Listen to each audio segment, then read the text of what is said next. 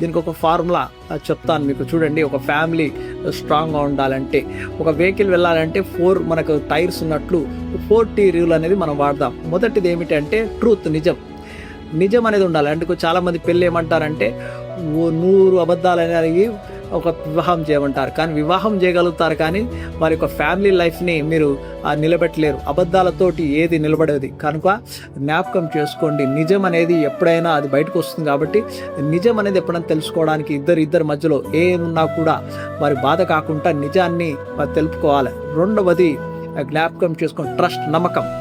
భర్త అంటే భార్య మీద నమ్మకం, భార్య అంటే భర్త మీద నమ్మకం ఉన్న దగ్గరనే కుటుంబం అనేది నిలబడుతుంది. మూడవది జ్ఞాపకం చేసుకోండి, టాక్ అంటే మాట, కమ్యూనికేషన్. ఇద్దరు మంచిగా, ఒకవేళ ఇబ్బంది, ఒకరు తప్పు చేసినా ఇంకో తప్పు చేసినా మంచిగా మాట్లాడి, అంటే వారి బాధ పెట్టకుండా వారిని మంచిగా మాట్లాడి, ఒక మంచి భావముతో మాట్లాడి, హృదయాలు బాధ కాకుండా మాట్లాడుకొని మరి ఇద్దరి మధ్యలో కమ్యూనికేషన్ ఉండాలి, మాటలు అనేవి ఉండాలి. నాలుగవది జ్ఞాపకం చేసుకుంటే టచ్ అంటే సంబంధము.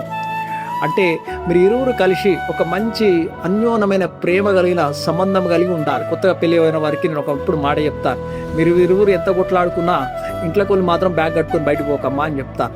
నువ్వు కొట్లాడేది పంచాయతీ అయింది, కానీ ఇంట్లోనే ఉండాలి. ఇంట్లోకి వెళ్ళి బయట పట్టుకొని నేను పోతున్నాను తల్లిగారింటికి, నేను వెళ్ళిపోవద్దు. ఇంట్లోనే ఉండండి. మీరు ఒకరోజు గంట సేపు మాట్లాడరేమో, 2 గంటలు మాట్లాడిన తర్వాత వెంటనే మాట్లాడతారు. Out of the sight is out of the scene అన్నట్టు.